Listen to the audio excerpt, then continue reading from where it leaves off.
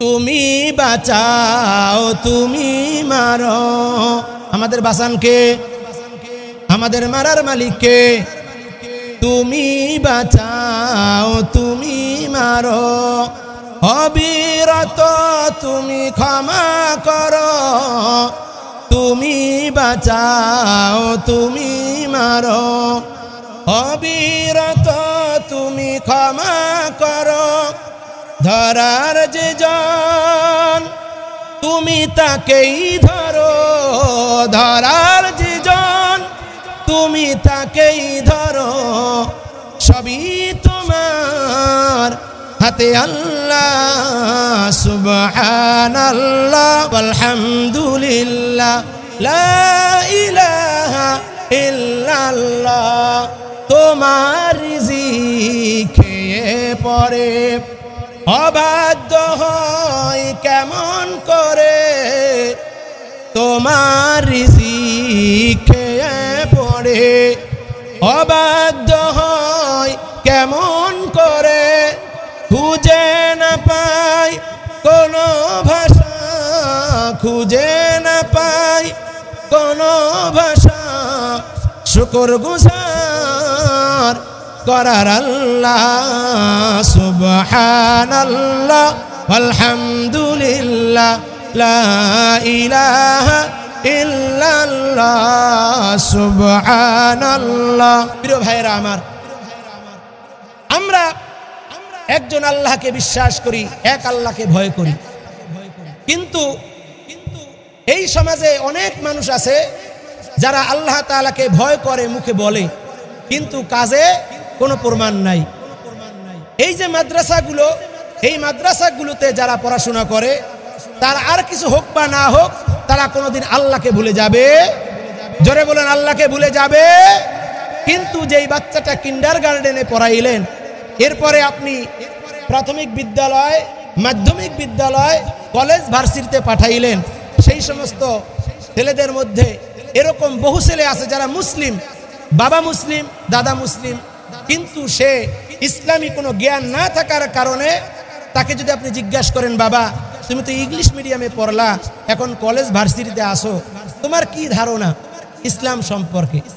তখন সে বলে, কি বলেন, দেয়ার ইজ নো গড, আসলে আল্লাহ বলতে কিছু নাই, এগুলো হুজুরদের কথা। বলেন না নাউজুবিল্লাহ, আরো জোরে বলেন না নাউজুবিল্লাহ। এই চিন্তা নিয়ে যখন তারা বড় হয়, তখন তারা সমাজের মধ্যে একটা পর্যায়ে নিজেরা তসলিমা নাসরিনের মতো নিজেদেরকে নাস্তিক দাবি করে। তারা হুমায়ুন আজাদের মতো বড় পণ্ডিত দাবি করে, আবার নিজেদেরকে নাস্তিকও দাবি করে। এমন সমাজে এরকম শিক্ষিত কুলাঙ্গার তৈরি হয় কি হয় না? জোরে বলুন, হয় কি হয় না? এরকম এক কুলাঙ্গার, সে চ্যালেঞ্জ করে বসলো যে কে আছে, কোন মোল্লা আছে যে আমার সঙ্গে চ্যালেঞ্জ করবে আল্লাহ আছে এটা প্রমাণ করার জন্য। তখন ওই সময়ের লোকেরা ইমামে আজমের কাছে গেল, হে ইমাম আজম আবু হানিফা, আমাদের সমাজে একটা লোক আছে, আমাদেরই ছেলে, কিন্তু সে বলতেছে আল্লাহ বলতে কিছু নাই, আপনাকে তার সঙ্গে বহস করতে হবে। ইমাম আজম বললেন, আমি এত দিনের কাজ করি, এখন একটা নাস্তিকের সাথে বহস করব? ওর সাথে কোরআন হাদিস দিয়ে তো বহস করলে কাজ হবে না, কারণ যদি কোরআন হাদিস বুঝতো তাহলে ও কোনোদিন নাস্তিক হতো। কারণ যার কলবে কোরআন আছে সে কোনোদিন নাস্তিক হতে পারে? আরো জোরে বলুন, পারে? ইমাম আজম বললেন, ঠিক আছে, তোমরা প্যান্ডেল সাজাও, আয়োজন করো, আমি আসব। সময় নির্ধারণ করা হলো, প্যান্ডেল সাজানো হলো। নাস্তিক তার দলবল নিয়ে, সঙ্গী সাথী নিয়ে, কিতাব বই পুস্তক নিয়ে আসলো। ইমাম আজমের অপেক্ষা করতেছে। নির্দিষ্ট সময় চলে যায়, ঘন্টা পার হয়ে যায়, 1.5 ঘন্টা 2 ঘন্টা পার হয়ে গেল। নাস্তিক বলতেছে, তোমাদের ইমাম আমার সঙ্গে বহাসে পারবে না বিদায়, সে দেখো 2 ঘন্টা হয়ে গেল, এখনো এখানে আসতেছে না। এই কথা বলতে না বলতে ইমামে আজমকে দেখা গেল দূর থেকে আসতেছে। ইমামে আজম যখন সামনাসামনি আসলো, তখন নাস্তিক দাঁড়িয়ে বলল, যার সময়ের জ্ঞান নাই, সময় সম্পর্কে যে সচেতন না, 2 ঘন্টা আগে আসার কথা, 2 ঘন্টা পরে যেই লোকটা আসতে পারে, এই কাণ্ডজ্ঞানহীন লোকের সঙ্গে আমার কোনো তর্ক হতে পারে না, আমি আপনার সাথে বহাস করব না। ইমামে আজম বলছে, মিয়া শোনো, আমি দেরি করলামটা কেন, দেরি হলো কেন সেটা একটু শোনো, তারপরে না হয় তুমি চলে যেও। তখন লোকটা বলল, ঠিক আছে বলেন আপনি কেন দেরি করলেন? বললে, এই যে আসতে এখানে একটা নদী আছে না, কাছারি বাড়ি, কাছারি ঘাট, কাছারি ঘাটের নদী, এখানে আমি আসলাম, দেখি কোনো নৌকা নাই। এখন আমি কি করব? বসে আছি, হঠাৎ দেখলাম কোথা থেকে একটা বীজ জমিনে পড়লো, বীজটা একটু পরে একটা চারা দিল, চারাটা আস্তে আস্তে বড় হয়ে গেল, বড় হয়ে অটোমেটিক সেটা তক্তা হয়ে গেল, আবার অটোমেটিক তক্তাগুলো জোড়া লেগে একটা নৌকা হয়ে গেল। ওই নৌকাটা আমার সামনে আসলো, আর আমি নৌকায় বসে আমি এপার পাড়ি দিয়ে আসলাম। এইতে যে এই 2 ঘন্টা সময় লেগেছে, মূলত আমি ঠিক টাইমেই আসতাম। তখন ওই লোকটা বলল, যাও, মনে করছিলাম তোমার মাথায় কিছু বুদ্ধি শুদ্ধি আছে, যা বললে এতে মনে হয় না যে তুমি স্বাভাবিক আছো, তুমি কোনো কিছু খেয়েছো, তোমার মাথা খারাপ হয়ে গেছে। তখন বলল, কেন মাথা খারাপ হবে কেন? তখন নাস্তিক বলতেছে, এটা কোনোদিন সম্ভব যে একটা গাছের চারা অটোমেটিক বড় হয়েছে, আবার সেটা অটোমেটিক একা একাই তক্তা হয়ে গেছে, আবার সেটা জোড়া লেগে নৌকা হয়ে গেছে, আবার মাঝিবিহীন তুমি এখানে চলে আসছো, এটা কি সম্ভব? তখন ইমামে আজম বললেন, হে নাস্তিক, যদি সামান্য একটা নৌকা একা একা কাঠ ফেরে তৈরি না হতে পারে, যদি মাঝি ছাড়া একটা নৌকা যদি এপার থেকে ওপারে না যেতে পারে, তাহলে খুঁটিবিহীন বিশাল আকাশ, বিশাল জমিন, চন্দ্র সূর্য, কুল কায়নাত কিভাবে আল্লাহ ছাড়া, কোন মালিক ছাড়া চলে? জবাব দে, জবাব দে, জবাব দে। তখন নাস্তিক বলল, ইমাম, আমার বই পুস্তক সব আপনার কাছে জমা দিয়ে দিলাম, আমি আর বই পুস্তক পড়ব না, আমার চক্ষু খুলে গেছে, আমাকে পড়াইয়া দিন লা ইলাহা ইল্লাল্লাহু মুহাম্মাদুর রাসূলুল্লাহ সাল্লাল্লাহু আলাইহি ওয়াসাল্লাম। সকলে পড়ি, লা ইলাহা ইল্লাল্লাহ, লা ইলাহা ইল্লাল্লাহ। প্রিয় ভাইরা আমার, ঈমানী শক্তি, আল্লাহর প্রতি বিশ্বাস এমন এক শক্তিশালী শক্তি। রাসূলুল্লাহ মাত্র 313 জন নিরস্ত্র সহায় সম্বলহীন নিয়ে একদিকে দাঁড়িয়েছেন, অন্যদিকে 1000 সৈন্য নিয়ে আবু জাহেলের নেতৃত্বে অস্ত্র শস্ত্রে সজ্জিত, ঘোড়া আছে, উট আছে, এমন কিছু নাই যে তাদের কাছে নাই, সব নিয়ে তারা একদিকে দাঁড়িয়ে আছে। আমি যে কথাটা বললাম আপনারা শুনছেন কিনা সেটা পরীক্ষা করার জন্য আমি একটু জিজ্ঞাসা করি, একদিকে কয়জন? 313 জন। বলেন একদিকে কয়জন?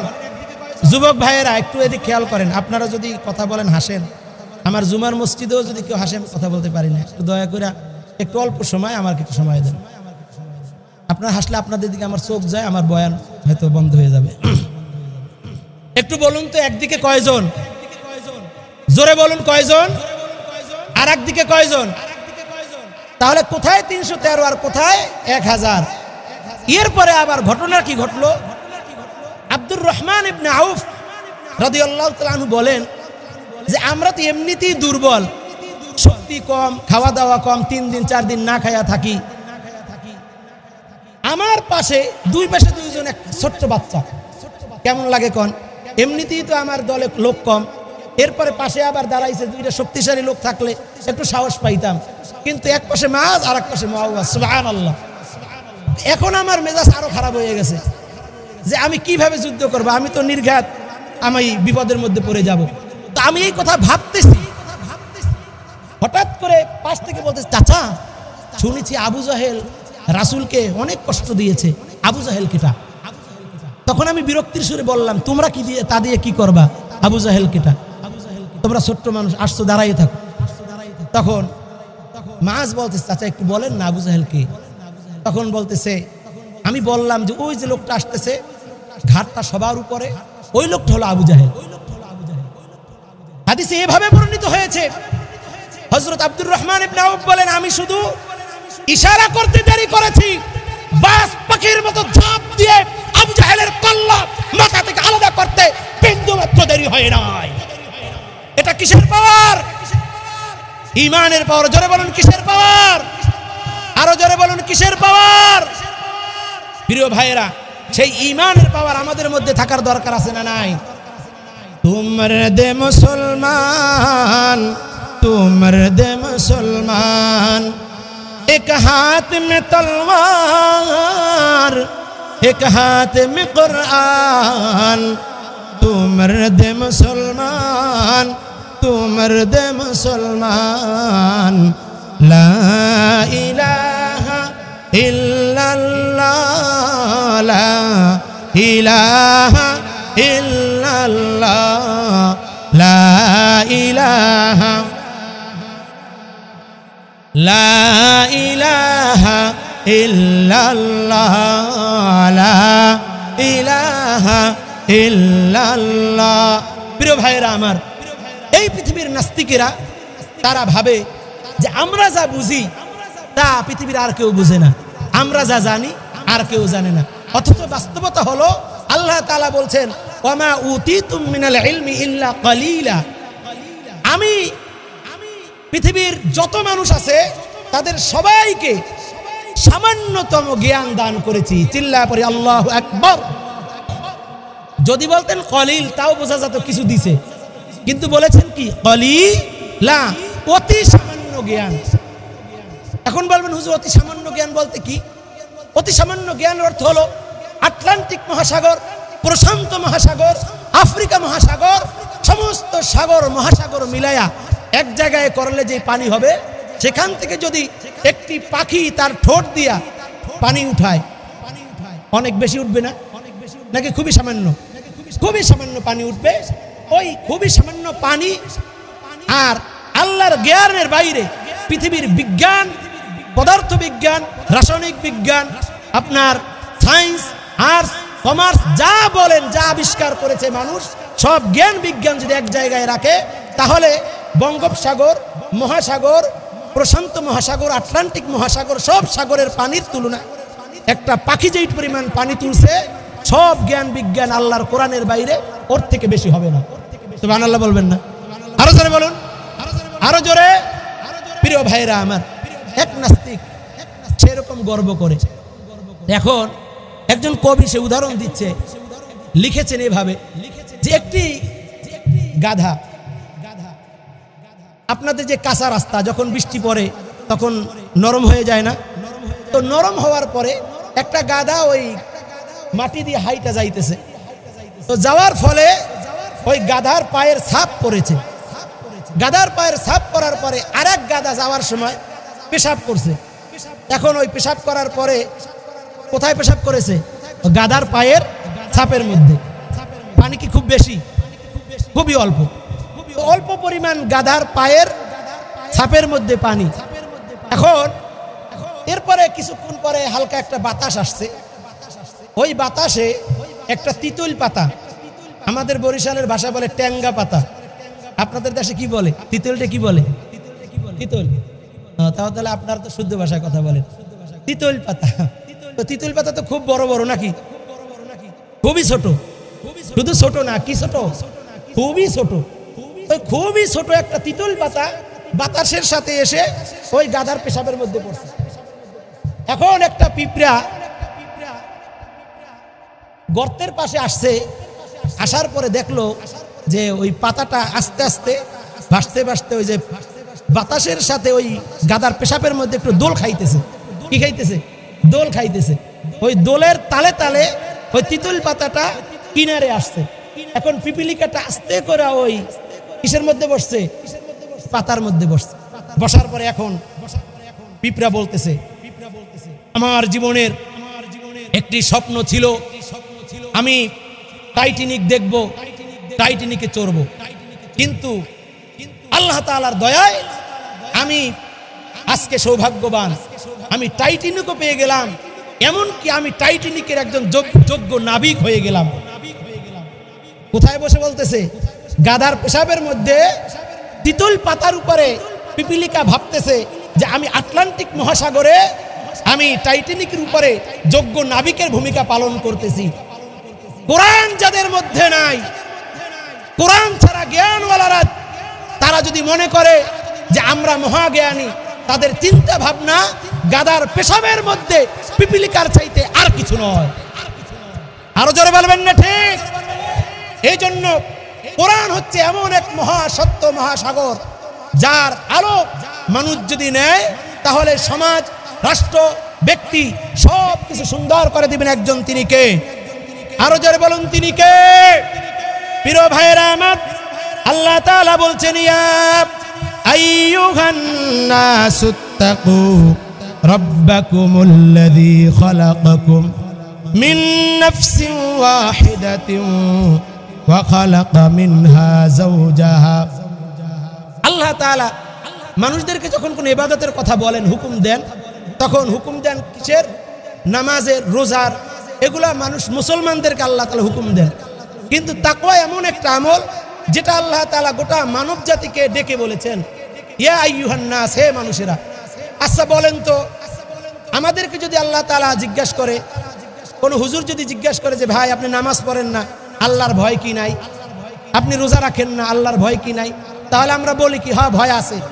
এর মানে নামাজ পড়লে ভয় আছে বোঝা যায়, নামাজ না পড়লে ভয় নাই বোঝা যায়। রোজা রাখলে ভয় আছে বোঝা যায়, রোজা না রাখলে ভয় নাই বোঝা যায়। কিন্তু একজন হিন্দু, বৌদ্ধ, খ্রিস্টান, তারা কিভাবে তাকওয়া অর্জন করবে? তাদের তাকওয়ার অর্থ কি? নাস মানে হলো গোটা দুনিয়ার কাফের, মুশরিক যারা আছে, হিন্দু, বৌদ্ধ, নাস্তিক যারা আছে, সবাইকে আল্লাহ তাআলা নাস বলছেন। যে ধর্মেরই হোক না কেন, যে বর্ণেরই হোক না কেন, শ্বেতাঙ্গ, কৃষ্ণাঙ্গ, হিন্দু, বৌদ্ধ, খ্রিস্টান, নারী, পুরুষ যারা আছে সবাই কি মানুষ? সবাই কি মানুষ? তো সব মানুষকে আল্লাহ ডাক দিয়ে বলেন, ইয়া আইয়ুহান নাস, হে দুনিয়ার মানুষেরা, ইত্তাকু, তোমরা ভয় করো, রব্বাকুম, তোমাদের রবকে।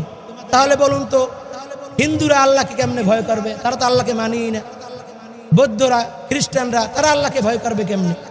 আমরা যখন ভয় হয় তখন আমরা নামাজে যাই, আমরা রোজা রাখি, হজ করতে যাই। তাহলে একজন খ্রিস্টান সে আল্লাহকে কেমনে ভয় করবে? আল্লাহ তো ডাক দিয়ে বলছেন, ইয়া আইয়ুহান নাস ইত্তাকু রাব্বাকুম। এর মানে হচ্ছে আল্লাহ তাআলা দুনিয়ার মানুষদেরকে ডাক দিয়ে এমন একটা কথা স্মরণ করাইয়া দিয়েছেন যেখানে আমরা সবাই এক। সুবহানাল্লাহ। আল্লাহ তাআলা বলছেন, ইত্তাকু রাব্বাকুম আল্লাযী খালাকাকুম মিন নাফসিন ওয়াহিদাহ। ওই আল্লাহকে, ওই রবকে তোমরা ভয় করো, যেই রব তোমাদের সবাইকে এক নফস থেকে বানিয়েছেন। চিৎকার মেরে বলি সুবহানাল্লাহ। সেই নফস, সেই ব্যক্তির নাম কি? আদম। সকলে বলুন, সেই ব্যক্তির নাম কি? আদম। এখন আল্লাহ তাআলা বলতে চাইলেন, হে দুনিয়ার মানুষেরা, তোমরা যেই ধর্মেরই হও না কেন, তোমাদের একথা স্মরণ রাখতে হবে, তোমরা কেউ অস্বীকার করতে পারবে না যে তোমরা আদম সন্তান। হিন্দুরা, বৌদ্ধরা, খ্রিস্টানরা সবাই একথা স্বীকার করতে বাধ্য যে আমরা সবাই কার থেকে আসছি? আদম থেকে আসছি। আল্লাহ তাআলা বলছেন, তোমরা ওই আল্লাহকে, ওই রবকে ভয় করো যেই রব তোমাদের সবাইকে এক আদম থেকে বানিয়েছেন। এর মানে হলো, হে দুনিয়ার মুসলিমেরা, তোমরা আল্লাহকে ভয় করো। এর মানে হলো বলো লা ইলাহা ইল্লাল্লাহ। কারণ তোমাদের পূর্বপুরুষ, তোমরা যার থেকে এসেছো, সেই আদম পড়েছিলেন কি? লা ইলাহা ইল্লাল্লাহ, আদম সফিউল্লাহ। সুতরাং তোমরা এত দলে বিভক্ত হইয়া, কেউ বলো আমি হিন্দু, কেউ বলো আমি বৌদ্ধ, কেউ বলো খ্রিস্টান, এই যে বিভিন্ন জাতে বেজাতে তোমরা যে বিভক্ত হয়ে গেলা, তোমাদের জাত তো একটা, তোমরা সবাই এক আদমের সন্তান। আর ওই আদম আমি আল্লাহকে তাওহীদ, আমি আল্লাহর স্বীকারোক্তি দিয়েছেন, আমি আল্লাহকে এক রব হিসাবে মেনেছে। সুতরাং তোমরা সবাই লা ইলাহা ইল্লাল্লাহ বলে তোমরা ইসলামের মধ্যে ঢুকে যাও। সকলে পড়ি সুবহানাল্লাহ। প্রিয় ভাইরা আমার, এই জন্য আল্লাহ তাআলা দুনিয়ার সব মানুষকে ডাক দিয়ে বললেন, তোমরা সবাই মুসলমান হয়ে যাও। এরপরে আল্লাহ তাআলা বললেন, ইয়া আইয়ুহাল্লাযীনা আমানুত্তাকুল্লাহ, হে মুমিনেরা, তোমরা আল্লাহকে ভয় করো। প্রিয় ভাইরা, আল্লাহ তাআলা সব মানুষকে ডাক দিয়ে মুসলমান হওয়ার জন্য বললেন। এরপর বললেন, তোমরা মুমিনরা, তোমরা আল্লাহকে ভয় করো। মুমিনরা আল্লাহকে ভয় করবে কিভাবে? আল্লাহ তাআলা বলছেন, ইয়া আইয়ুহাল্লাযীনা আমানুত্তাকুল্লাহ ওয়া কুলু কাওলান সাদীদা। ইসলিহ লাকুম আ'মালাকুম ওয়া ইয়াগফির লাকুম যুনুবাকুম। হে দুনিয়ার মুমিনেরা, তোমরা আল্লাহকে ভয় করো এবং তোমরা সাথে সাথে সত্য কথা বলো, সত্য কথা শোনো। ইসলিহ লাকুম আ'মালাকুম, তোমরা যদি সত্য কথা বলো তাহলে তোমাদের আমলকে সংশোধন করে দিবেন একজন, তিনি কে? আরো জোরে বলুন, তিনি কে? ওয়া ইয়াগফির লাকুম যুনুবাকুম, এবং তোমাদের সবার সমস্ত গুনাহ আল্লাহ তাআলা মাফ করে দিবেন। আবার পড়ি সুবহানাল্লাহ। প্রিয় ভাইয়েরা আমার, আল্লাহ তাআলা অন্য আয়াতে বলছেন, ইয়া আইয়ুহাল্লাযীনা আমানুত্তাকুল্লাহ ওয়াবতাগু ইলাইহিল ওয়াসিলাতা ওয়াজাহিদু ফি সাবিলিহি লাআল্লাকুম তুফলিহুন। হে দুনিয়ার মুমিনেরা, ইত্তাকুল্লাহ, আল্লাহকে ভয় করো, ওয়াবতাগু ইলাইহিল ওয়াসিলা, এবং তোমরা ওসিলার মাধ্যমে, নেক আমলের মাধ্যমে আল্লাহ তাআলাকে ভয় করো, আল্লাহ তাআলার সন্তুষ্টি অর্জন করো। প্রিয় ভাইয়েরা আমার, ওয়াবতাগু ইলাইহিল ওয়াসিলা এর ব্যাখ্যায় মুফাসসিরিন ইকরাম বনি ইসরাইলের 3 যুবকের কথা এনেছেন। 3 যুবক মরুভূমির মধ্য দিয়ে যাচ্ছিলেন। হঠাৎ করে বন্যা শুরু হয়ে গেল, ঝড় শুরু হয়ে গেল। যখন ঝড় শুরু হয়ে গেল তখন তারা একটি গর্তের মধ্যে আশ্রয় নিলেন। আশ্রয় নেওয়ার পরে হঠাৎ করে একটি বড় পাথর এসে তাদের গর্তের মুখটা বন্ধ করে দিল। এতক্ষণ ছিল মুসিবত, এখন হলো কি? মহা মুসিবত। এতক্ষণ ছিল বৃষ্টি ঝড়, সেখানে হয়তো সর্বোচ্চ ভিজত, কিন্তু এখন তারা যেই গর্তে ঢুকেছে সেই গর্তের মুখ বড় একটা পাথর এসে বন্ধ করে দিয়েছে। এখন এমন এক পাথর এসেছে, তারা 3 জনকে 6 জনেও যদি মিলে ধাক্কাধাক্কি করে সরাইতে পারবে না। তাহলে এতক্ষণ ছিল বৃষ্টির মধ্যে মুসিবতে, এখন আছে কিসের মধ্যে? একটু বলেন, এখন কিসের মধ্যে আছে? মহা মুসিবতে। এখন 3 জনের মধ্যে যে মুরব্বী, সে বলতেছে, দেখো আল্লাহ তাআলা তো বলছেন ওয়াবতাগু ইলাইহিল ওয়াসিলা, আল্লাহ তাআলাকে মাধ্যম দিয়ে ডাকতে। তাহলে আমাদের জীবনে চিন্তা করে দেখো যে কোনো ভালো কাজ আছে কিনা। যার জীবনে যে ভালো কাজটা আছে সেটার উসিলা করে আল্লাহ তাআলার কাছে দোয়া করি, আল্লাহ তাআলা দেখি আমাদের কোনো বের হওয়ার রাস্তা বের করে দেন কিনা। প্রিয় ভাইয়েরা, আল্লাহ তাআলা বলেছেন, ওয়া ইয়াত্তাকিল্লাহ ইয়াজআল লাহু মাখরাজা, যারা আমি আল্লাহকে ভয় করে তাদের জন্য আমি আল্লাহ পথ বের করে দেই। আল্লাহ তাআলার ঘোষণা অনুযায়ী একজন যুবক আল্লাহর কাছে দোয়া করতেছে, আল্লাহ, আমি একজন কসাই মানুষ, সারাদিন গোশত বানাই। আমি গোশত বানানোর পরে গভীর রাতে বাড়িতে ফিরে আসি। একদিন আসলাম, গোশত এরকম ভালো বিক্রি হলো না। আমি বাড়িতে এসে দেখি আমার বাচ্চাগুলো না খেয়ে ঘুমিয়ে আছে, বিবি সাহেবও আমার অপেক্ষায় আছে। আমি খালি হাতে বাড়ি আসলাম। আমার হাতে আমার বিবি 1 গ্লাস দুধ ধরিয়ে দিলেন, বললেন, স্বামীরে, আপনি সারাদিন না খাওয়া কাজকর্ম করেছেন, আপনি এই দুধ গ্লাস পান করুন।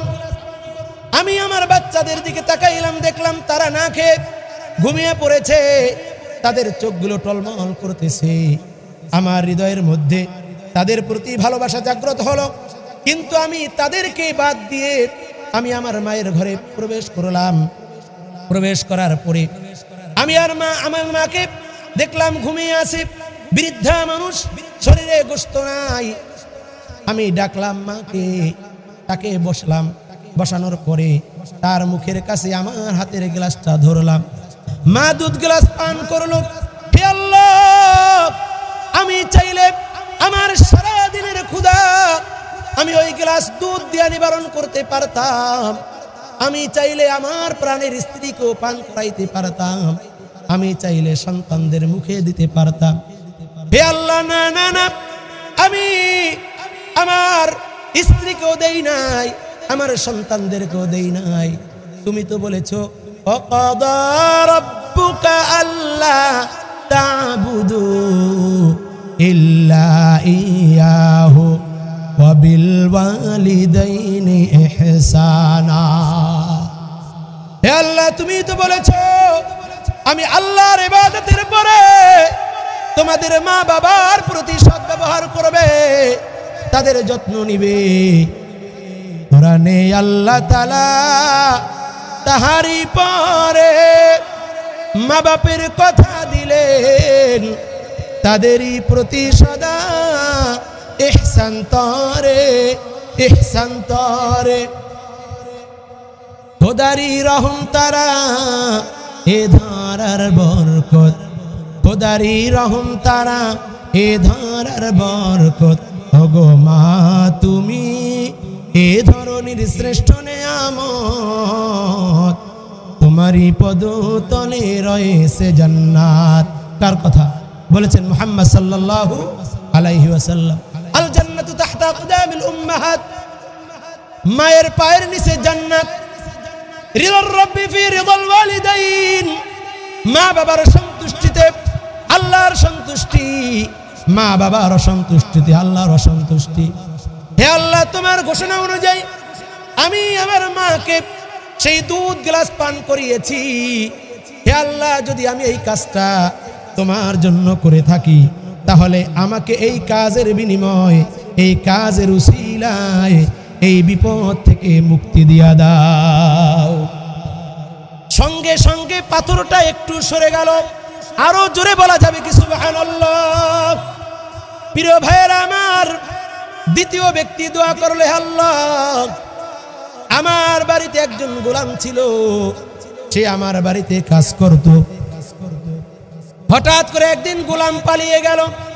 গোলাম পালিয়ে যাওয়ার পরে আমি গোলামকে অনেক খোঁজাখুঁজি করলাম, কিন্তু গোলামকে পাইলাম না। এমত অবস্থায় তার কিছু পাওনা টাকা ছিল আমার কাছে। আমি সেই টাকা কি করব? আমি 3টা বকরি কিনলাম, ভেড়া কিনলাম। কেনার পরে সেই ভেড়াগুলো পালতে পালতে পাল হয়ে গেল, ভেড়ার পাল হয়ে গেল। হঠাৎ করে কয়েক বছর পরে ওই গোলাম আমার কাছে এসে আমার সঙ্গে সাক্ষাৎ করেছে। আমি চাইলে তাকে তার পাওনা টাকা দিয়ে দিতে পারতাম। আমি চাইলে তার টাকা দিয়ে যে 3টা বকরি কিনেছি, সেই 3টা দিয়ে দিতে পারতাম।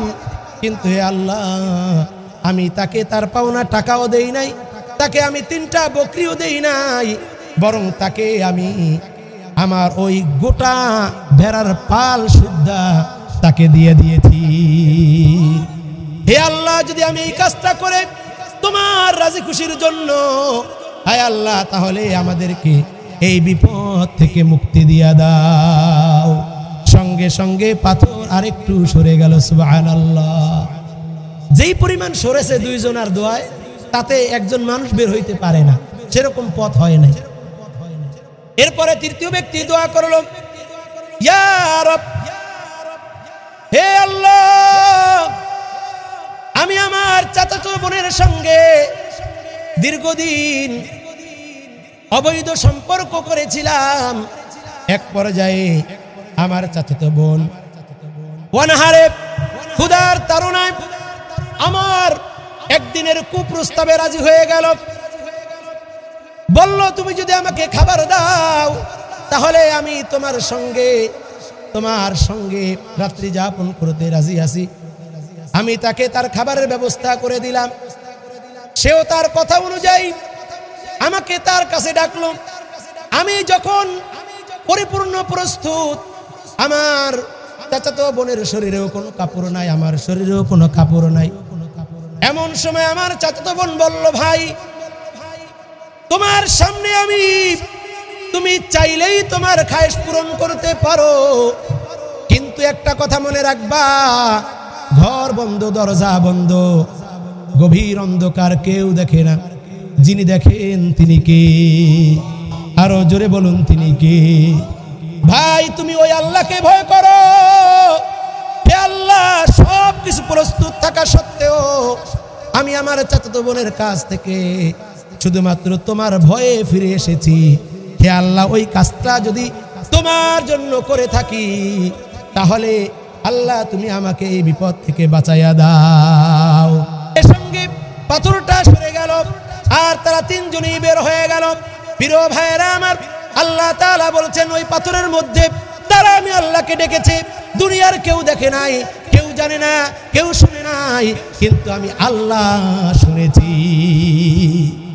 প্রিয় ভাইরা আমার, আল্লাহ তাআলা বলেন ইয়ালামু ওয়া ইয়ালামু মা ফিল বাররি ওয়াল বাহরি ওয়া মা তাসকুতু মিন ওয়ারাকাতিন ইল্লা ইয়ালামুহা।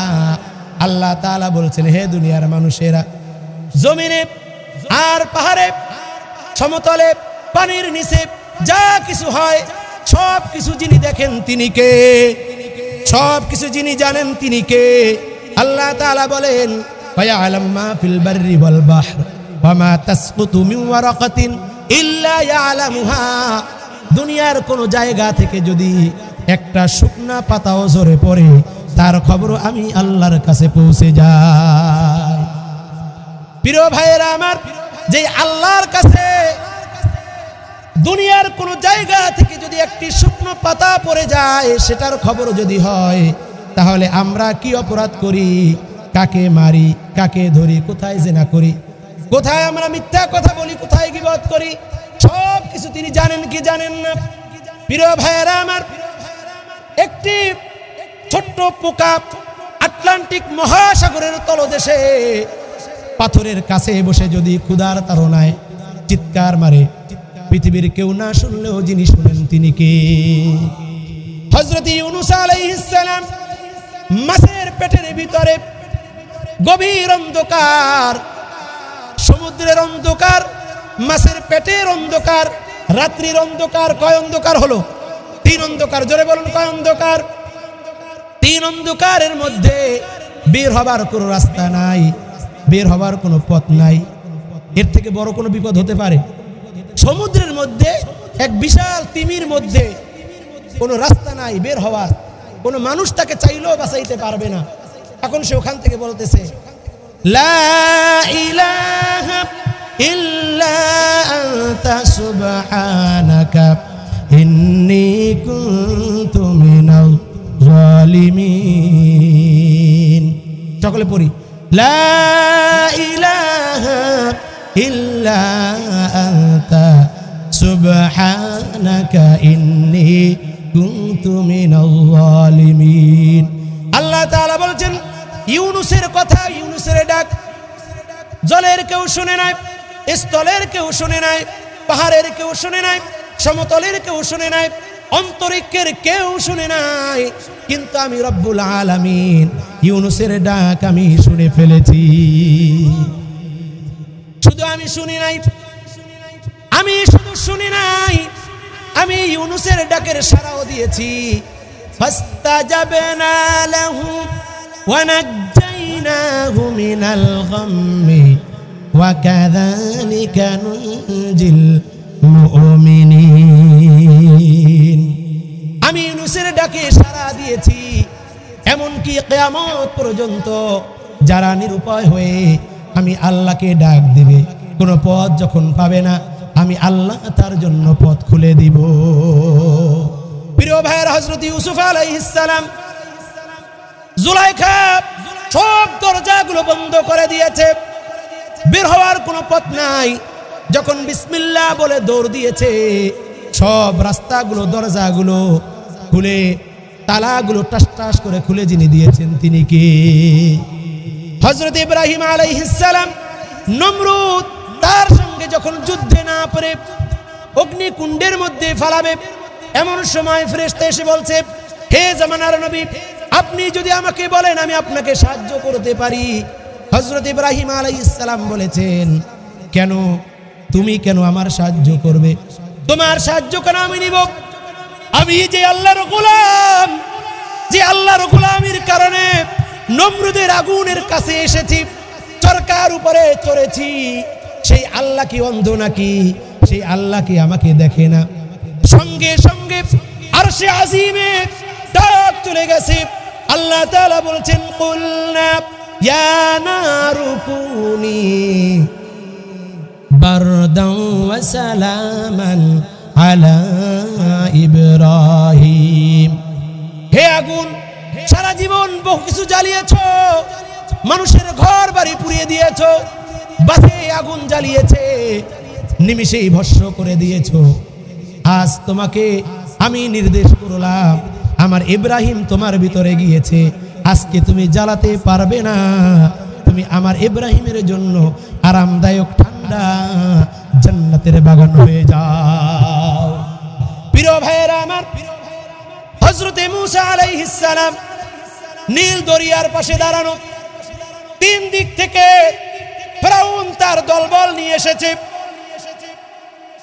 আপনাদের কষ্ট হচ্ছে, আপনারা যদি উঠতে থাকেন তাহলে কিন্তু আমার বয়ান কন্টিনিউ করা কঠিন হয়ে যাবে। আমরা অল্প সময় ইনশাআল্লাহ বয়ান চালাবো, রাজি আছেন ইনশাআল্লাহ? প্রিয় ভাইয়েরা আমার, মুমিন শাহীর মানুষ, আমরা সব সময় বলি তাবলীগ জামাতের সেই বিশ্ব ইস্তেমার সামনে তারা থাকে, সুবহানাল্লাহ। চরমরাইয়ের ময়দানেও তারা সবার সামনে। আমরা আশা করি জান্নাতেও সবার আগে যাবে। আমি আপনাদের এলাকায় এসে ধন্য হয়েছি, আমিও চাই আপনাদের সঙ্গে যেন আল্লাহ তাআলা একত্রে জান্নাতে যাওয়ার ব্যবস্থা করে দেন। সকলে চিল্লায় পড়ি আমিন। প্রিয় ভাইয়েরা আমার, হযরতে মূসা আলাইহিস সালাম নীল নদীর পারে, তিন দিক থেকে ফিরআউন তার দলবল নিয়ে ঘেরাও করেছে। সামনে নীল নদ, অতল দরিয়া, শুধু পানি আর পানি দেখা যায়, ডানে বামে সামনে পিছনে সব জায়গায় বিপদ। তিন দিকে ফিরআউন তার দলবল নিয়ে, আর সামনে কি? নীল নদী। এখন কোথায় যাবে সাধারণ মানুষ? মূসা আলাইহিস সালামকে তার সঙ্গী সাথীরা বলল, ইয়া মূসা ইন্না লামুদরাকুন, হে মূসা আমরা তো পাকড়াও হয়ে গেলাম। কি বলেন? তারা পাকড়াও হয়েছেন না? পাকড়াও হয়ে গেছেন। একদিকে নদী, তিন দিকে এত বড় শত্রু। লিকুল্লি নাবিয়্যিন আদুওয়াম মিনাল মুজরিমিন, প্রত্যেক নবীকেই ওই সমাজের সবচাইতে পাপিষ্ঠ, নষ্ট, বেয়াদব লোকগুলো কষ্ট দিয়েছে। চিল্লায় বলেন ঠিক কিনা? মূসাকে ফিরআউন কষ্ট দিয়েছে, ইব্রাহিমকে নমরুদ কষ্ট দিয়েছে, নবী মুহাম্মদুর রাসূলুল্লাহকে আবু জাহেল, উতবা, শাইবা, ওলীদ ইবনে মুগীরা, নজর ইবনে হারিস কষ্ট দিয়েছেন কি দেন নাই? জোরে বলুন, দিয়েছেন কি দেন নাই? এই যে 16 বছর উলামায়ে কিরামকে কষ্ট দিয়েছেন না? কষ্ট দিয়েছেন কিনা? আমাদের সামনে, আপনাদের সামনে উলামায়ে কিরামকে ভিলেন বানিয়েছে, ল্যাংটা করে ছেড়ে দিয়েছে। এক রাজা, এক বাদশা, সে যুদ্ধে হেরে গিয়েছে, সেনাপতিকে ডাকলো, সেনাপতি আমরা হারলাম কেন? আমাদের তো হারার কোনো কারণ নাই, আমাদের এত লোকবল, এত শক্তিশালী, আমরা গোটা প্রশাসনকে ডবল বেতন দিয়া আমাদের পক্ষে নিয়েছি, ঠিক কিনা? পুলিশ তাদের যা বেতন ছিল 3 ডবল বাড়াইয়া ফেলেছি আমাদের ক্ষমতার বলে। আমরা গোটা দেশের রাস্তাঘাট, মানুষের খাবার, চিকিৎসা, কোনো কিছুর ভালাই নাই। আমাদের মন্ত্রীরা যখনই সর্দি জ্বর হয় তখন কোথায় যায়? বিদেশ চলে যায়। আর আমাদের দেশের মানুষেরা ক্যান্সারের রোগী, কিন্তু চিকিৎসা পায় না। এখন বলতেছে বাদশা যে কেন আমরা কেন ঠকলাম? আমাদের তো ঠকার কোনো কারণ নাই। কি কারণে ঠকলা বলো? এখন প্রধান সেনাপতি বলছে যে রাজামশাই কি বলবো, আপনি তো বলছেন কোনো কারণ নাই আমাদের ঠগার। আমি তো দেখি অনেক কারণ, গুনে গুনে আমি দেখলাম আমাদের ঠগার 1টা 2টা কারণ না, বরং 101টা কারণ। কয়টা কারণ? 101টা। হেফাজতের নেতাদের মারছে না, পিলখানায় হত্যা করছে না, ছাত্রদেরকে মারছে না, জেল, জুলুম, অত্যাচার, জরিমানা, গুম, খুন, কোনটা বাদ দিয়েছে বলেন? এরপরও বলে আমরা কোনো দোষ করি নাই, আমাদেরকে যারা তাড়িয়েছে তারা হলো রাজাকারের বাচ্চা। বলেছে কি বলে না? আপনি আজকে 13 তারিখ, আপনি চান যে টুপুস করে বাংলাদেশে ঢুকবেন, সেই স্বপ্ন আগামী 13 তারিখ তো দূরের কথা, আগামী 13 বছরও সেই স্বপ্ন পূর্ণ হবে না। কারণ এই পৃথিবীর ইতিহাস বলে যারা, যেই স্বৈরাচার একবার বিদায় হয়েছে, জাতি তাকে আর দ্বিতীয়বার গ্রহণ করে। জোরে বলুন, করে? ফিরআউনকে গ্রহণ করে নাই, নমরুদকে গ্রহণ করে নাই, ওলীদ ইবনে মুগীরাকে গ্রহণ করে নাই, আবু জাহেলকে গ্রহণ করে নাই, এবং শেখ হাসিনাকেও গ্রহণ করবে না।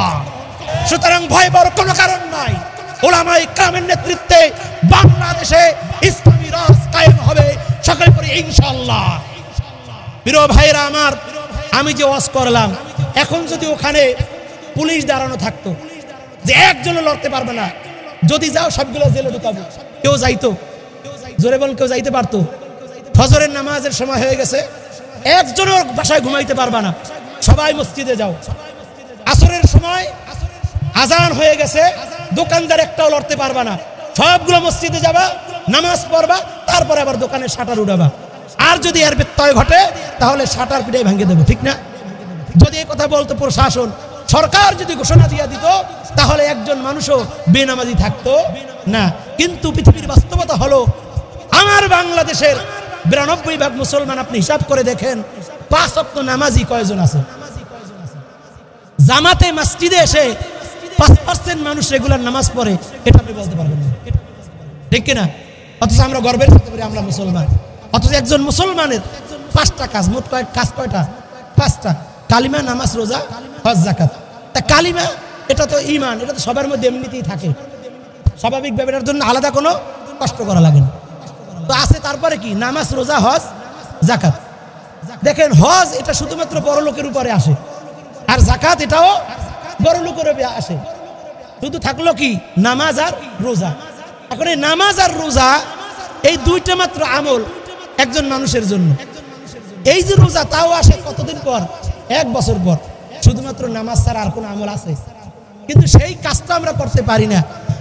বছরের পরে বছর, 52 বছর ধরে, 54 বছর ধরে আমরা ওয়াজ করলাম, কিন্তু মানুষ এখন পর্যন্ত 5%ই আছে। অথচ এই যে নামাজের কাজ, এটা তো শুধুমাত্র আলেমদের ওয়াজের কাজ না, এটা তো আপনার নির্দেশ দিবে সরকার। নির্দেশ দিবে কে? সরকার। সরকার কেন নির্দেশ দিবে? আমার কথা না, আমার বানানো কথা না, আমার বাবার কথা না। এ কথা বলেছেন কে? জোরে বলুন, কথা বলেছেন কে? আল্লাহ। আল্লাহ তাআলা বলছেন, আল্লাযীনা ইম্মাক্কান্নাহুম ফিল আরদি আকামুস সালাতা ওয়া আতাউজ যাকাতা ওয়া আমারু বিল মা'রুফি ওয়া নাহাউ আনিল মুনকার। আল্লাহ তাআলা বলছেন, আমার বান্দারা যদি রাষ্ট্র ক্ষমতায় যায়, তাহলে তারা 4 দফা কাজ করবে। কয় দফা? ধরে বলুন, কয় দফা? 4 দফা কাজ করবে। 1 নম্বর, তারা কাজ করবে, তারা নামাজ কায়েম করবে। কি করবে? 2 নম্বর, যাকাত আদায় করবে। 3 নম্বর, সৎ কাজের আদেশ দিবে। 4 নম্বর, অসৎ কাজ থেকে মানুষকে বিরত রাখবে। তাবলীগের ভাইয়েরা বিশ্বব্যাপী কাজ করতেছে, সৎ কাজের আদেশ, অসৎ কাজের নিষেধ। এই যে সারা পৃথিবীতে দাওয়াত দিতেছে, এই যে আমারু বিল মা'রুফ, আমর বিল মা'রুফ, অর্থাৎ আমর মানে হলো নির্দেশ দেওয়া। কি দেওয়া? নির্দেশ দাও। এটা এরকম না যে বাবা তুমি নামাজ পড়ো, বরং কি করা? হুকুম করা, আদেশ করা। এখন আদেশ করতে পারবে কে? যার পিছনে চেয়ার আছে, ক্ষমতা আছে। আপনি যাই যদি গায়ে বেটা নামাজ পড়, দোকান বন্ধ কর, আপনার পিঠে সেটা ভেঙে দেবে, ঠিক কিনা? আর যদি চেয়ারম্যান যাই বলে, তাহলে ও দোকান বন্ধ করতে বাধ্য। বেটা দোকান বন্ধ করবি না, তোর বাবা করবে। এই জন্য আমর করতে হইলে আপনার ক্ষমতা লাগবে। এই জন্য আল্লাহ তাআলা বলছেন, ওয়ালতাকুম মিনকুম উম্মাতুন ইয়াদউনা ইলাল খায়রি ওয়া ইয়া'মুরুনা বিল মা'রুফ ওয়া ইয়ানহাউনা আনিল মুনকার। তোমাদের মধ্যে এমন একটা দল থাকবে যারা মানুষকে সৎ কাজের আদেশ দিবে। নাকি ওয়াজ করবে? আদেশ দিবে না ওয়াজ করবে? আদেশ দিবে। ওয়া নাহাউ আনিল মুনকার, এবং তাদেরকে মন্দ কাজ থেকে বিরত রাখবে। তাহলে এটা দলের কাজ। কিসের কাজ? দলের কাজ। এটা সরকারের কাজ, গভর্নমেন্টের কাজ। গভর্নমেন্ট যদি অর্ডার দেয়, সরকার প্রধান যদি অর্ডার দেয়, তাহলে দেশে দিন কায়েম হবে, ইসলাম কায়েম হবে, নামাজ প্রতিষ্ঠিত হবে। আল্লাহ তাআলা আমাদেরকে এই 52 বছর 54 বছর পরে আল্লাহ তাআলা একটা সুযোগ দিয়েছেন। এই সুযোগে আল্লাহর জমিনে আল্লাহর দিন কায়েমের তৌফিক দান করুন।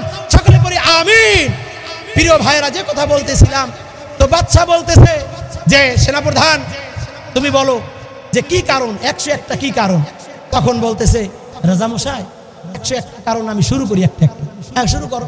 তো বলতেছে, আমরা চতুর্দিক থেকে ঘেরাও করছি, পুরা সৈন্যদেরকে আটকাইয়া ফেলছি, কিন্তু ভাগ্যক্রমে দুর্ভাগ্যক্রমে দেখলাম কি, আমাদের ওই যে বন্দুকটা ভিজে গেছে, বৃষ্টি ভরা বন্দুক ভিজে, কাঠিগুলা নষ্ট হয়ে গেছে।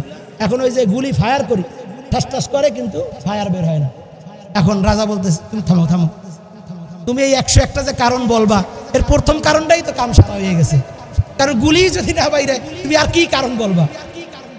আপনি কারণ বিশ্রান, কারণ খোঁজেন, যে আমার ক্ষমতা গেল কেমনে, আমি দুপুরের খাবারটা রান্না করছি, খাবো, বিশ্রাম করব, কিন্তু দুপুরে খাবার না খাইয়েই আমার যাইতে হলো। কারণটাকে আপনি টের পান নাই? কারণ তো আপনি ওখানে যে আলেমদেরকে দিয়ে মানুষ দোকান উদ্বোধন করে, ঘর উদ্বোধন করে, দোয়া করায় মা বাবার জন্য, সেই আলেমদেরকে আপনি জাতির সামনে অপমান করেছেন, নির্যাতন করেছেন। যে আলেমদের বদদুয়া আপনার কলিজায় লেগেছে। মাওলানা মামুনুল হক, সে তার বৈধ স্ত্রী নিয়ে তিনি গিয়েছেন রিসোর্টে। কুলাঙ্গার সাংবাদিক বদমাশ জিজ্ঞাসা করে, এটা আপনার কে হয়? বলে আমার বউ। বলে সত্যি আপনার বউ? বলে হ্যাঁ, বউ তো আমার। আপনি কোনো ডকুমেন্ট দিতে পারবেন? এর মানে হলো আপনি কাবিননামা দেখাইতে পারবেন। আচ্ছা বলেন তো, কেউ ঘুরতে গেলে কাবিননামা নিয়ে যায়? অন্যদিকে দেখেন পরিমণি, হঠাৎ দেখলাম মিডিয়ায় খবর আসলো পরিমণির পেটে বাচ্চা। পরিমণির পেটে কি বাচ্চা? কোন সাংবাদিক জিজ্ঞাসা করে না তোমার বাচ্চাটা আসলো কেমন? কয়দিন পরে শুনি গায়ে হলুদ, এরপরে শুনি বিয়া। আপনারা কি করেন? আগে বিয়া, তারপরে গায়ে হলুদ, হ্যাঁ, পরে বাচ্চা। পরিমণি কামটা ঘটাইল কি? আগে বাচ্চার খবর পুরা দেশের মানুষ শুনলো, এরপরে গায়ে হলুদ, এরপর হলো বিয়া।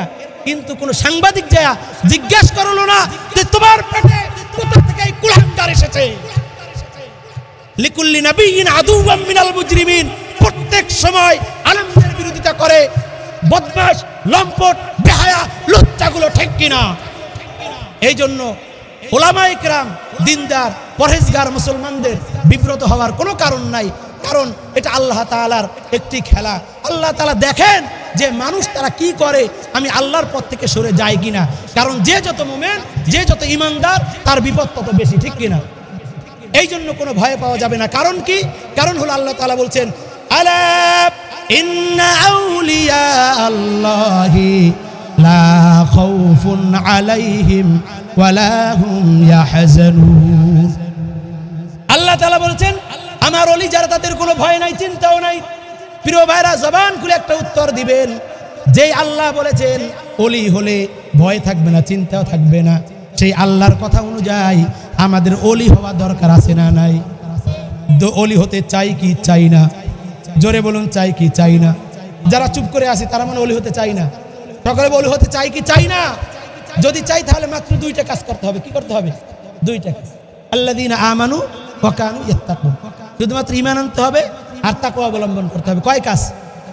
ওলি হতে হলে কয় কাজ করা লাগবে? দুই কাজ। দুইটা কাজ করলেই আল্লাহ তাআলা ওলি বানিয়ে দিবেন। এখন এই যে তাকওয়া যে অবলম্বন করব, আমরা আল্লাহকে ভয় করব, আল্লাহ তাআলা কোরআনে কারীমের এক আয়াতে বলছেন, মা ইয়াকুনু মিন নাজওয়া সালাসাতিন ইল্লা হুয়া রাবিউহুম ওয়ালা খামসাতিন ইল্লা হুয়া সাদিসুহুম।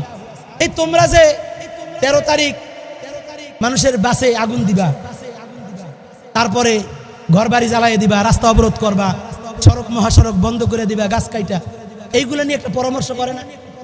টুপি চুপি পরামর্শ হয় কিনা? তারা তো মনে করে আমরা ঘর বন্ধ কইরা এরপর আমরা পরামর্শ করছি, এগুলো মনে হয় কেউ দেখে নাই। আল্লাহ তাআলা বলছেন, এটা আজকে বলেন নাই, 1400 বছর আগে বলছেন, মা ইয়াকুনু মিন নাজওয়া সালাসাতিন ইল্লা হুয়া রাবিউহুম ওয়ালা খামসাতিন ইল্লা হুয়া সাদিসুহুম। তোমরা যখন তিনজন মিলে পরামর্শ করো, ইল্লা হুয়া রাবিউহুম, সেখানে চতুর্থ আরেকজন থাকে, সুবহানাল্লাহ। ওয়ালা খামসাতিন ইল্লা হুয়া সাদিসুহুম, যখন তোমরা 5 জনে মিলে পরামর্শ করো যে কোন বাসে আগুন দিবা, কোন বাড়ি জ্বালাইয়া দিবা, কোন রাস্তা অবরোধ করবা, তখন তোমাদের ওই 5 জন থাকো না, বরং তোমাদের সাথে আরেকজন থাকে। তিনি কে? আরো জোরে বলুন, তিনি কে?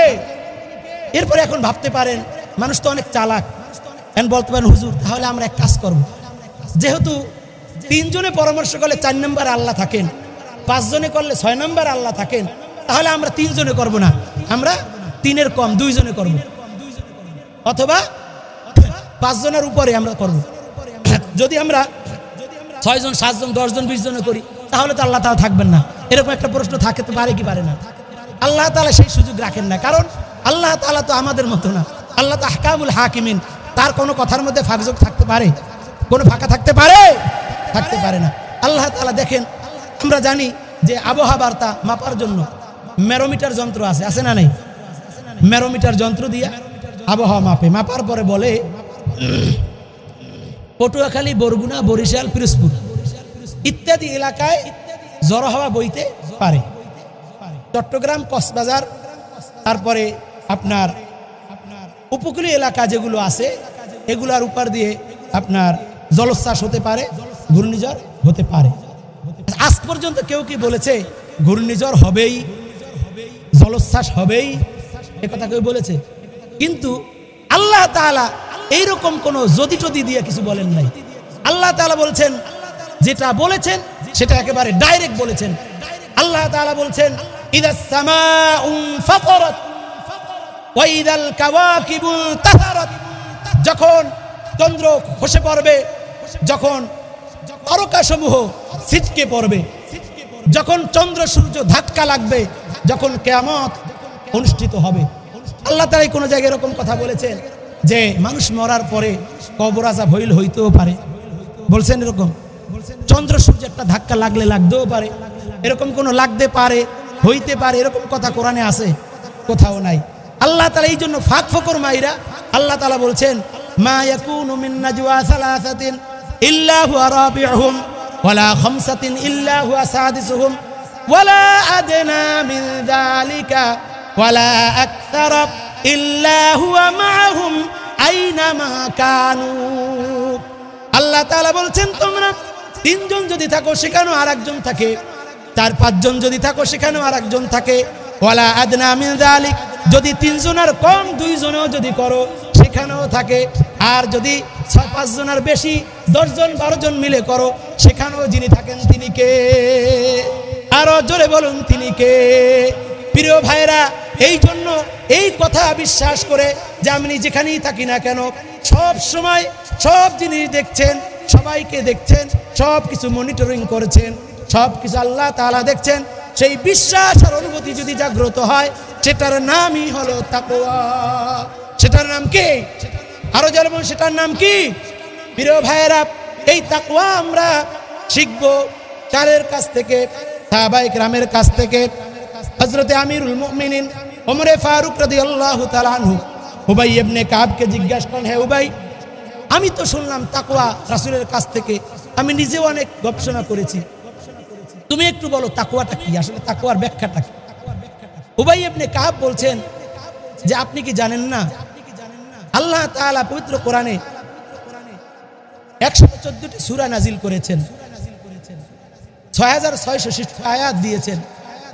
রাসূল এই কিতাবটাকে আমাদেরকে পড়িয়েছেন।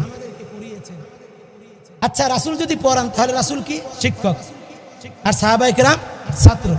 রাসূল বলেছেন, বুইস্তু মুআল্লিমান, আমি মুআল্লিম হিসেবে পৃথিবীতে এসেছি। রাসূল শিক্ষক, সাহাবায়ে কেরাম ছাত্র। তাহলে এই যে পড়াইলেন আর সাহাবায়ে কেরাম পড়লেন, একটা পরীক্ষা দরকার আছে কিনা? আমাদের বছরে যদি শিক্ষা প্রতিষ্ঠানে 3টা পরীক্ষা হয়, তাহলে সাহাবায়ে কেরামের 23 বছরের শিক্ষা জীবনে কমসে কম একটা পরীক্ষা হওয়া দরকার আছে না নাই? আল্লাহ তাআলা সেই পরীক্ষাটা নিলেন, কারণ রাসূল যদি পরীক্ষা নেন তাহলে হয়তো বলা যেতে পারে যে রাসূল পক্ষপাতিত্ব করেছেন, কাউকে নাম্বার বেশি দিয়েছেন, কাউকে কম দিয়েছেন। এই জন্য আল্লাহ তাআলা নিজে পরীক্ষা নিলেন। কি পরীক্ষা নিলেন? আল্লাহ তাআলা বললেন, উলাইকাল্লাযী নামতাহানাল্লাহু কুলুবাহুম লিত্তাকওয়া। সুবহানাল্লাহ। আল্লাহ তাআলা পরীক্ষা নিলেন, তো নিলেন কি নিলেন? যদি আল্লাহ তাআলা 114টি সূরার মধ্য দিয়ে পরীক্ষা নিতেন তাহলে কমসে কম 114টা প্রশ্ন করতেন। যদি 23 বছরে এক একটা পরীক্ষাও নিতেন তাহলে কয়টা পরীক্ষা হতো? 23টা। কিন্তু মাত্র একটা প্রশ্ন করলেন, সেটা হলো তাকওয়ার প্রশ্ন। সুবহানাল্লাহ। এই যে মাদ্রাসা, ছাত্ররা পড়তেছে, ওস্তাদরা পড়াইতেছে, এখানেরও মূল কাজ হলো তাকওয়া অর্জন করা। উবাই ইবনে কাব বলছেন, হে আমিরুল মুমিনিন, তাকওয়া, আমি উত্তর দেওয়ার আগে আপনাকে আমি জিজ্ঞাসা করি যে আপনি কি কখনো কাঁটাদার জঙ্গলের মধ্য দিয়ে চলাফেরা করেছেন? তখন আমিরুল মুমিনিন বলে, হ্যাঁ চলেছি তো। তখন বলছে, কিভাবে চলেছেন? তখন বলে, আমি খুব সতর্কতার সাথে আমি আমার কাপড়, শরীর সবগুলো গুটায়া এমনভাবে চলেছি যাতে আমার শরীরে কাটার কোনো আসর না লাগে। যদি শরীরে লাগে তাহলে শরীর ক্ষতবিক্ষত হবে, আর যদি কাপড়ে লাগে তাহলে কাপড় ক্ষতবিক্ষত হবে। এই জন্য আমি খুব সতর্কতা অবলম্বন করেছি। তখন আমিরুল মুমিনিন হযরত ওমর ফারুক রাদিয়াল্লাহু তাআলা আনহুকে উবাই ইবনে কাব বললেন, হে আমিরুল মুমিনিন, এটার নামই হলো তাকওয়া। এই দুনিয়ার অসংখ্য গণিত গুনার আসবাব, টিভি, সিনেমা, বিপর্দা নারী, মিথ্যা গীবত শিকায়ত, তারপরে ঘুষ, দুর্নীতি, চাঁদাবাজি, এই সব কিছু হলো গুনার এক একটা গাছ, এক একটা গুনার কাটা গাছ। এই পৃথিবীর এই কাটা গাছের মধ্য দিয়া আল্লাহ তাআলা জান্নাতের রাস্তা রেখেছেন। যারা ওই জান্নাতে যেতে চায় তাদের খুব সতর্কতার সাথে এই দুনিয়ার গুনাহগুলোকে এড়াইয়া তাদেরকে জান্নাতে যেতে হবে। যদি কারো শরীরে এই গুনার দাগ লেগে যায়, কাটা লেগে যায়, তাহলে সে জান্নাতে যেতে পারবে না। আর যদি কেউ এই দুনিয়ার বাহির থেকেও জান্নাতে কোনোভাবে পৌঁছে যায়, সেটাও সম্ভব হবে না। প্রিয় ভাইয়েরা আমার, হযরত আদম আলাইহিস সালাম আল্লাহ তাআলার জান্নাতে গিয়েছিলেন কি গিয়েছিলেন না? তারপরে আবার তিনি পৃথিবীতে আসছেন, কারণটা কি? কারণটা হলো তিনি বাই রোড দিয়ে গিয়েছেন। জান্নাতে যেতে হবে দুনিয়ার এই কাঁটাযুক্ত রাস্তা দিয়া, বাই রোড দিয়ে গেলে সেখানে থাকা যাবে না। এই জন্য আল্লাহ তাআলা কিছুদিন পরে আদমকে দুনিয়াতে পাঠাইলেন যে আদম, জান্নাতে আসার সঠিক পথ হলো দুনিয়ার সেই কাঁটাযুক্ত গুনার আসবাবের মধ্য দিয়া নিজেকে বাঁচায়া তারপরে আমার জান্নাতে আসতে হবে, তাহলেই তুমি জান্নাতে চিরকাল থাকতে পারবা। প্রিয় ভাইয়েরা, হযরত আলী কাররামাল্লাহু ওয়াজহা বলেন, তাকওয়া হলো চার জিনিস: আল খাউফু লিল জালিল, ওয়াল আমালু বিত তানজিল, ওয়াল কানাআতু বিল কলিল, ওয়াল ইস্তিদাদু লিয়াউমির রাহিল। তাকওয়া কয় জিনিসের নাম? চার জিনিসের নাম। আল খাউফু লিল জালিল, সব সময় ভয় করতে হবে একজনকে, তিনি কে? আরো জোরে বলুন, তিনি কে?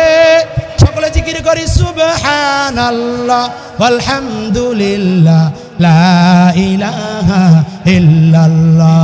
দ্বিতীয় নাম্বার হলো ওয়াল আমালু বিত তানজিল।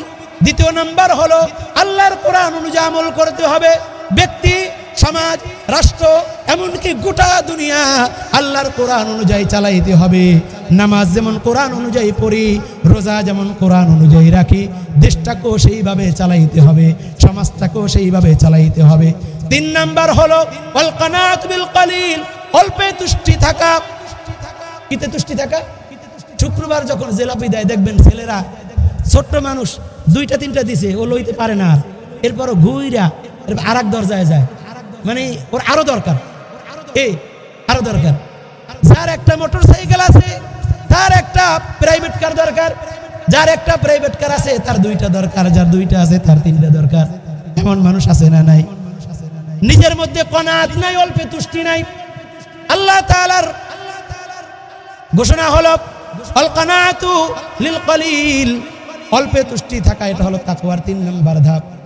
4 নম্বর ধাপ হলো আল ইস্তিদাদু লিয়াউমির রাহিল, যেদিন দুনিয়া থেকে বিদায় নিব সেদিনের জন্য প্রস্তুতি গ্রহণ করা। কারণ দুনিয়া থেকে যখন মানুষ বিদায় নিয়ে যায় তখন তার সেই আমলটাই ধর্তব্য হয়। কেউ যদি জীবনের শেষ মুহূর্তে পড়তে পারে লা ইলাহা ইল্লাল্লাহ, আল্লাহ তাআলার হাবিব বলেন, মান কানা আখিরু কালামিহি লা ইলাহা ইল্লাল্লাহ দাখালাল জান্নাহ, যার শেষ কথা হবে লা ইলাহা ইল্লাল্লাহ, সে আল্লাহর জান্নাতে যাবে। এই জন্য প্রিয় ভাইয়েরা, পরকালীন জীবনের শুরু আছে, কোনো শেষ নাই। এই জীবনে যারা একবার ঢুকেছে আর ফিরে আসে না, এই জন্য পরকালীন জীবনের শুরুটাই কষ্ট। পরকালীন মান মাতা ফাকাদ কামাত কিয়ামাতুহু, যার মরণ হয়ে গেল তার কিয়ামত শুরু হয়ে গেল। একটি কথা বলেই আমরা ইনশাআল্লাহ দোয়া করব, প্রিয় ভাইরা, শেষ যাত্রাটা যদি ভালো হয়ে যায়।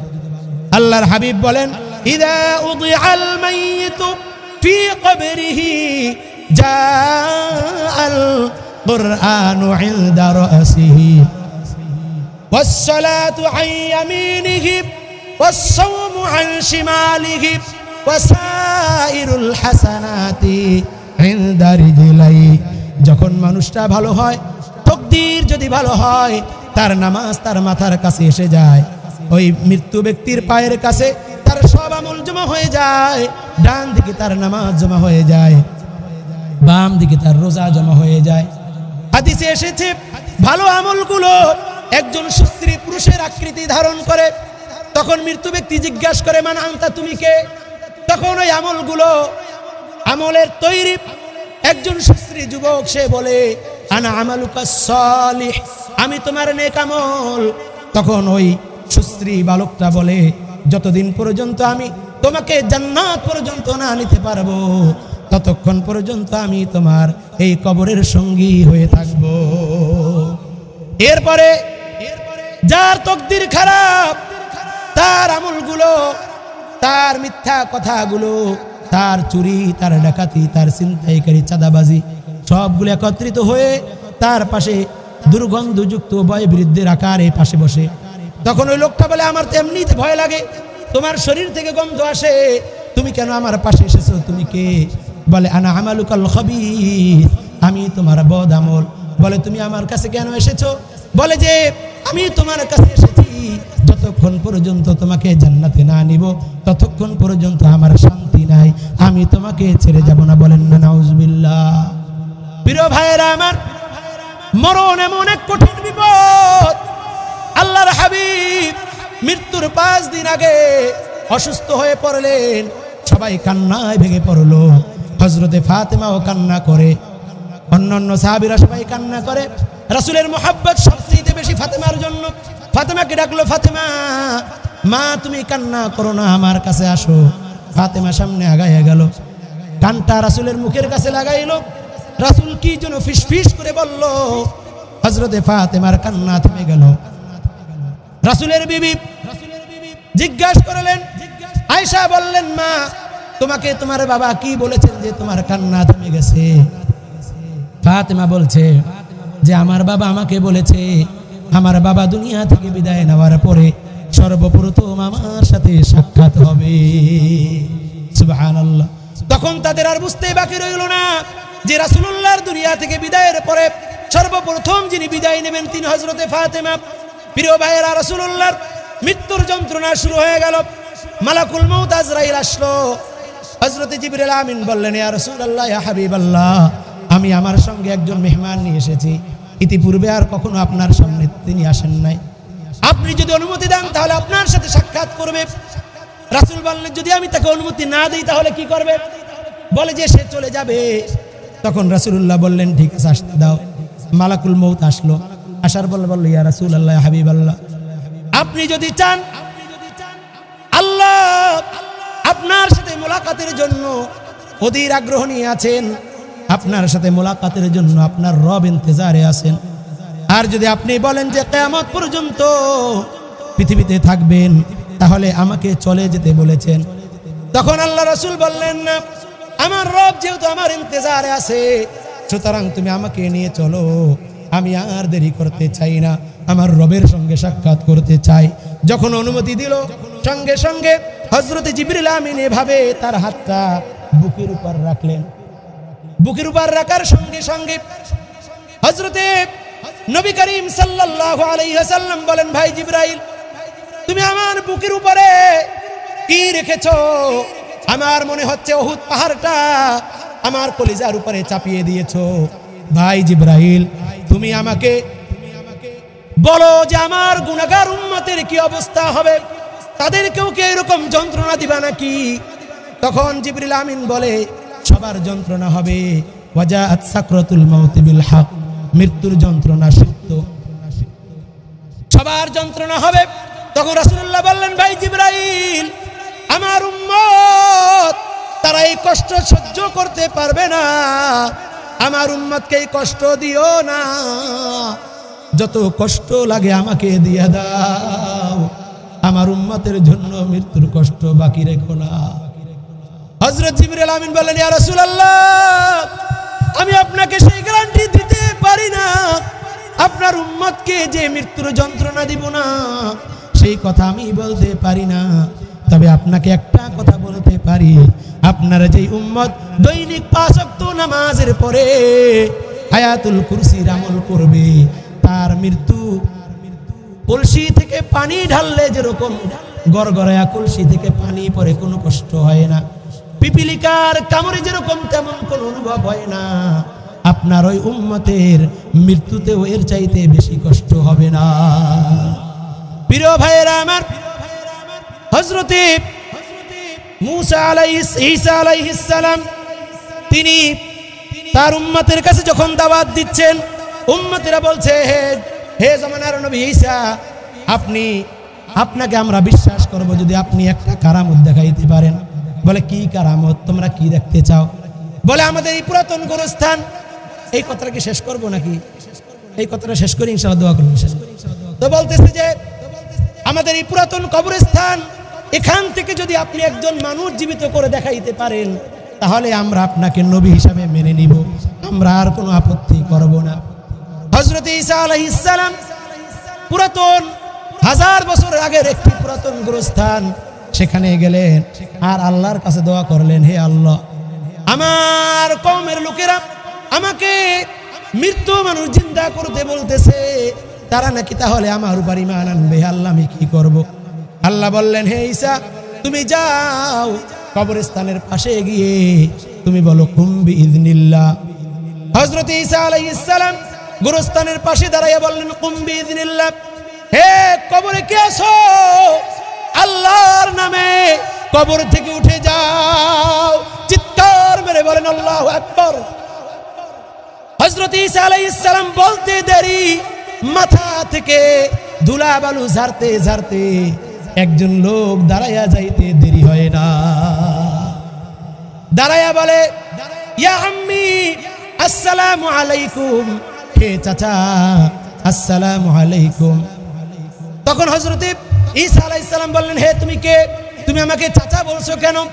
বলে, হে চাচা, আমি হলাম সাম, আমার বাবা হযরতে নূহ, আমি হযরতে নূহ আলাইহিস সালামের ছেলে সাম। বলে, তুমি সাম বুঝলাম, তুমি যে সাম সেটার কোন প্রমাণ আছে? আমি তো আমার কিতাবে দেখেছি যে হযরতে নূহ আলাইহিস সালামের যুগে ইব্রাহিম আলাইহিস সালামের যুগ পর্যন্ত কারো চুলদারি পাকে নাই। তাহলে তোমার তো পুরা শরীরের চুলদারি তো দূরের কথা, ভুরু পশম পর্যন্ত পাকা, তাহলে তুমি নূহ আলাইহিস সালামের ছেলে, সেটা বুঝবো কিভাবে? তখন সাম বলল, হে চাচা, আমি যখন মৃত্যুবরণ করি, মালাকুল মউত যখন আমার বুকের উপরে হাত দিয়েছে, আমার রূহ আমার শরীর থেকে বের হওয়ার জন্য যেই দৌড়াদৌড়ি ছুটাছুটি করেছে, আজরাইল খপ করে আমার জানটা যখন বের করে নিয়েছে, সেই মরণের যেই ধাক্কা আমি খেয়েছি, সেই যে ভয় আমার কলিজায় ঢুকেছে, ওই সময় আমার শরীরে চামড়াগুলো কুঁচকে গিয়েছে, আমার পশমগুলো, আমার লোমগুলো, আমার চুলগুলো ওই সময় পেকে গিয়েছে। এরপরে হযরত ঈসা আলাইহিস সালাম বলতেছেন, ভাতিজা তাহলে বলো তোমার শরীর থেকে এখনো কেন ঘাম বের হয়? ঘাম। তখন বললেন, চাচা, আমার শরীর থেকে ঘাম বের হয় ওই যে মালাকুল মউতের থাবা 1000 বছর পার হয়ে গেছে, ওই থাবা, ওই আক্রমণে আমি যেই ভয়টা পেয়েছি, আমার শরীরে যে আঘাতটা লেগেছে, ওই আঘাতের কারণে আজ অবধি আমার শরীর থেকে ঘাম ঝরতেছি। প্রিয় ভাইরা, যখন মানুষ মারা যায় আমরা তো চামচ দিয়া মুখে পানি দেই, কিন্তু ওই লোকটা যদি ওই সময় কথা বলতে পারতো তাহলে বলতো, আমাকে তো তোমরা চামচ দিয়া পানি দাও, আমাকে জগ দিয়া যদি পানি দাও তাহলেও আমার তৃষ্ণা মিটবে না। সাকারাতের বিছানাতে কি যে যন্ত্রণা, 7 সমুদ্র পানি দিলেও তৃষ্ণা মিটে না। প্রিয় ভাইয়েরা আমার, এরপর হযরত ঈসা আলাইহিস সালাম বললেন, ঠিক আছে ভাতিজা, তুমি তো জীবিত হয়েছো, মানুষ তো বাঁচতে চায়, তাহলে তুমি কি বলো, আমাদের সঙ্গে যাবা নাকি, পৃথিবীতে থাকবা নাকি? বলে, হে চাচা, আমি যদি থাকি তাহলে কি আমার আবার মরণ হবে? বলে, হ্যাঁ ভাতিজা, তুমি যদি পৃথিবীতে থাকো, আমার সঙ্গে কাটাও, দিন কাটাও, তাহলে তোমার আবার মরণ হবে। বলে, চাচা, যে মরণের ধাক্কা আমি একবার খেয়েছি 1000 বছর আগে, সেই ধাক্কা থেকে এখনো বের হইতে পারি নাই। আমার থাকতে মন চায়, আমারও বাঁচতে মন চায়, কিন্তু মরণের যে ধাক্কা আমার শরীরে লেগেছে, সেই মরণ যদি আবার আমাকে ধাক্কা দেয়, সেই ধাক্কা সহ্য করার ক্ষমতা আমার নাই। সুতরাং আপনি আমাকে যে অবস্থায় ছিলাম সেই অবস্থায় ফিরাইয়া দেন। এই জন্য প্রিয় ভাইয়েরা, আমাদের সবার মরা লাগবে কি লাগবে না? আরো জোরে বলুন, লাগবে কি লাগবে না? এই জন্য হযরত আলী বলেন, তাকওয়ার 4th নাম্বার স্তর হলো আল ইস্তিদাদু লিয়াউমির রাহিল, পরকালীন জীবনের যাত্রার জন্য পাথেয় জোগাড় করা। এই জন্য আমরা সবাই আল্লাহর কাছে দোয়া করব, হে আল্লাহ, এই গভীর রাত্র পর্যন্ত তোমার কোরআন দিয়ে আমরা শুনলাম, তোমার হাদিসের কথা শুনলাম, আমরা এখান থেকে এক কাপ চাও পাবো না, একটা বিস্কুটও পাবো না। আমরা যেদিন দুনিয়া থেকে বিদায় নিয়ে যাব, আমাদের মরণটা আসান করিয়া দিও, আমাদের কবরটাকে জান্নাতের টুকরা বানাইয়া দিও। এই নিয়ত করি আর জীবনের গুনাহগুলো চিন্তা করে করে আমরা সকলে ইস্তেগফার পড়ি পড়ি আস্তাগফিরুল্লাহ আস্তাগফিরুল্লাহ আস্তাগফিরুল্লাহ আস্তাগফিরুল্লাহ আস্তাগফিরুল্লাহ রাব্বি মিন কুল্লি যামবিন ওয়া আতুবু ইলাইহি লা হাওলা ওয়ালা কুওয়াতা ইল্লা বিল্লাহিল আলিয়্যিল আযীম। সকলে বলি আল্লাহুম্মা সাল্লি আলা সাইয়্যিদিনা ওয়া নাবিয়িনা ওয়া শাফিঈনা ওয়া হাবিবিনা মাওলানা মুহাম্মদ সাল্লাল্লাহু আলাইহি ওয়া আলা আলিহি ওয়া সাহাবিহি ওয়া বারাকা ওয়া সাল্লাম।